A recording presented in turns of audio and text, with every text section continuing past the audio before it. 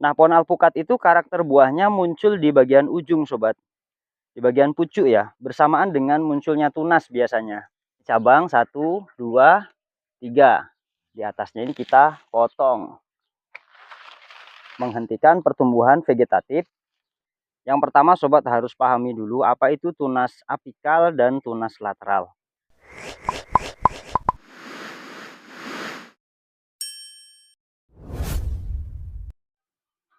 Assalamualaikum warahmatullahi wabarakatuh. Halo sobat semuanya, jumpa lagi di channel Agropark. Sobat, hari ini saya berkunjung ke kebunnya Pak Musri. Ini kebun alpukat di samping rumah. Kurang lebih ada 60-an pohon lah. Jenis aligator, Mickey, ada peluang. Kalau ini yang barisan ini aligator semua ya. Tujuan saya datang ke sini untuk mengecek perkembangan usia pohon alpukat ini 2 tahun, bulan 7 kemarin 2 tahun, pas penanaman bulan 7 tahun 2021. Saya mau cek-cek ini pohonnya mau diapakan, perkembangannya bagaimana. Kalau dilihat sekilas sih pertumbuhannya bagus ya, daunnya berwarna hijau-hijau tua, seger. Dan juga alhamdulillah tidak pernah berhenti pupus, selalu pupus muda di atas. Pertumbuhan vegetatif lumayan bagus. Nah, ini pohon ini yang dulu berbunga tetapi rontok sobat ya. Belum siap ternyata. Nanti insya Allah kita akan buahkan lagi.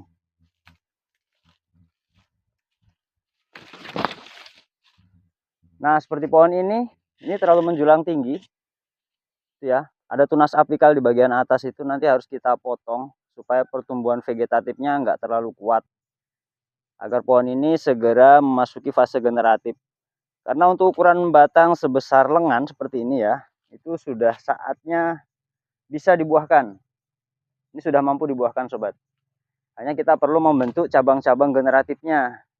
Nah, kalau mau membentuk cabang generatif, tentu harus mengalahkan cabang vegetatif. Cabang vegetatif itu yang lurus-lurus ke atas itu ya. Tuh, mengarah ke atas atau disebut juga tunas-tunas apikal. Itu harus dipotong nanti. Ya, nanti saya bawakan gunting. Yang ini aman, nggak jadi masalah. Cuman kurang rimbun, bagian ujungnya kurang ya. Nanti kita akan perbanyak. Bagaimana cara memperbanyaknya nanti ikuti video ini sampai selesai. Ini saya mau keliling dulu sobat ya, mau dicek-cek, mau diapakan. Jadi sebelum kita eksekusi pohon, itu kita harus cek dulu kondisinya. Nah, ini kurang subur ini. Daunnya agak kuning apa ya? Nih. Kekurangan nutrisi. Kurang pupuknya ini. Yang ini oke. Bagus, hijau-hijau bagus ya. Cabangnya juga sudah mulai ke samping. Ya, 80% sudah oke. Tinggal kita mau hentikan apikalnya dan memperbanyak cabang-cabang generatif atau cabang lateral yang ke samping kita perbanyak. Yang atas kita kurangi, yang ke samping kita perbanyak. Yang bagian sini ada juga ya. Ini kalau lihat dari kondisi tanahnya sobat, ini tanahnya berbatu ya, berpasir. Ini tanah galian. Nih. Jadi kalau sobat mungkin ragu-ragu menanam di lahan yang agak kritis seperti ini ya. Ini sebagai contoh sampel. Bahwasanya di lahan yang berbatu sekalipun, yang penting masih ada tanah di situ dan kita mau memberikan pupuk, mensuplai pupuknya, insya Allah pohon tetap akan tumbuh bagus. Ini pupuknya sampai saat ini baru tai sapi, 100% tai sapi. Karena kebetulan tetangga beliau ada yang punya sapi ya. Jadi untuk mendapatkan pupuk kotoran sapi itu tidaklah sulit. Ini baru tanam ini, disulam ya, mati. Nah ini yang bibit 50 cm ini. Yang tadi itu sulaman itu. Ini agak pendek ya.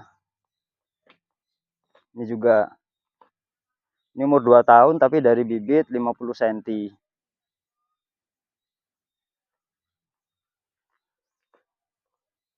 Ini jenis red Vietnam. Ini baru tanam ini, belum lama.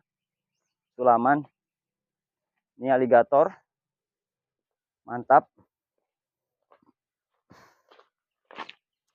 Ada beberapa yang akan saya pangkas nanti, walaupun tidak semua ya. Ini aman. Nanti sobat ikuti video ini sampai selesai supaya ngerti bagian mana saja yang harus dipangkas, mana yang harus dikurangi, mana yang harus dipotong. Itu nggak sembarangan sobat ya. Jadi dalam budidaya alpukat itu lebih baik kita tidak pangkas sebenarnya daripada salah pangkas. Artinya secara alami pohon alpukat itu akan membentuk cabangnya sendiri walaupun tidak kita pangkas. Tetapi proses itu membutuhkan waktu yang lebih lama. Kalau kita lakukan pemangkasan, maka waktunya bisa dipersingkat. Tetapi jika salah pangkas, nah itu malah akan fatal akibatnya. Seharusnya cabang yang seharusnya berbuah malah kita buang, sementara yang seharusnya dibuang malah dipelihara, itu kan jadinya malah nggak karuan kan. Contoh itu sana, itu ya, itu adalah pohon alpukat lokal itu, tidak pernah dipangkas, tumbuh dengan sendirinya itu, nggak pernah dirawat, tetap berbuah juga itu. Cuma ini kayaknya lagi kosong buahnya. Jadi untuk melakukan pemangkasan alpukat itu harus memahami kenapa dipangkas, fungsinya apa ya, tujuannya apa. Itu sobat harus memahami. Jangan sekedar ikut-ikutan, lihat konten, bagian ini dipotong tapi nggak ngerti maksud dan tujuannya. Itu sobat usahakan memahami dulu tujuan dari pemangkasan itu apa sih, fungsinya kenapa sih, alasannya apa sih, itu harus dipahami. Baiklah sobat, sekarang saya akan contohkan di pohon ini. Yang pertama sobat harus pahami dulu apa itu tunas apikal dan tunas lateral. Jadi tunas apikal itu tunas yang pertumbuhannya ke atas sobat, yang lurus begini ya. Nah itu. Inilah yang disebut dengan tunas apikal. Fungsinya adalah untuk membuat pohon ini semakin tinggi, semakin besar, dan semakin kokoh. Yang kedua ada yang disebut dengan tunas lateral. Ya ini cabang yang tumbuhnya itu mengarah ke samping. Seperti ini sobat. Nah ini adalah lateralnya. Sementara yang ke atas ini adalah apikalnya. Apikal ini biasa disebut juga dengan tunas vegetatif atau tunas pertumbuhan. Sementara yang ke samping, cabang lateral, ini biasa disebut juga tunas generatif atau cabang untuk pembuahan.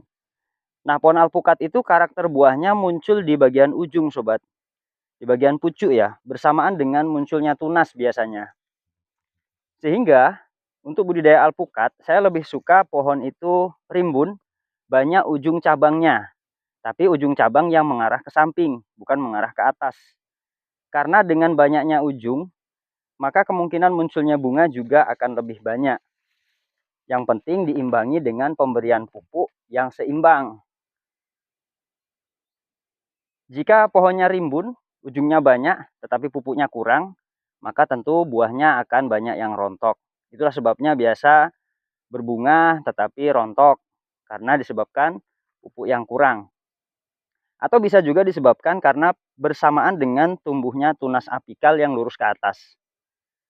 Jadi kalau generatif bersamaan dengan vegetatif, secara bersamaan ya, di samping berbunga, di atas bertunas, biasanya salah satunya akan kalah sobat.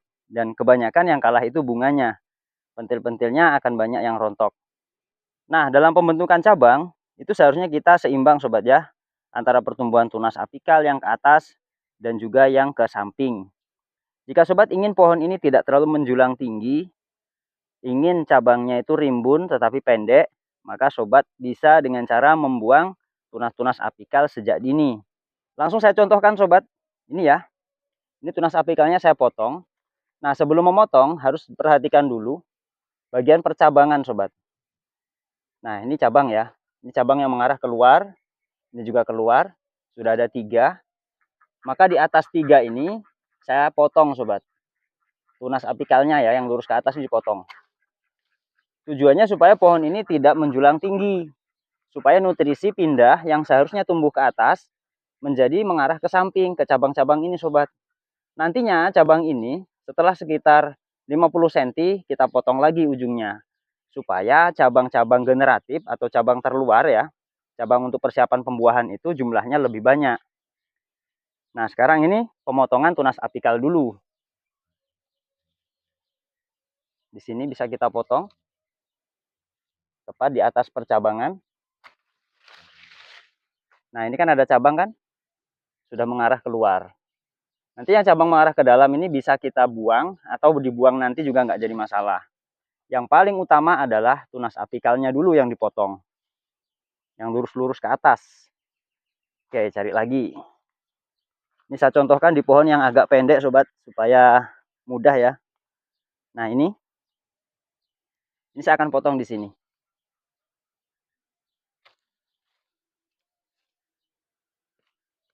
Nantinya nutrisi pindah ke cabang-cabang samping ini sobat.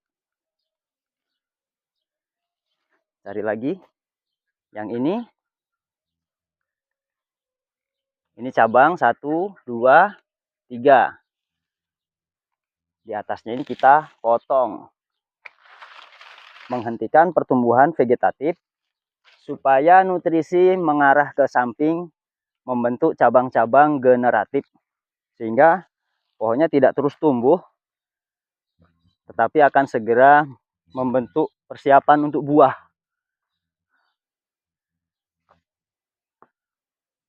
Itu ada lagi sana, agak jauh.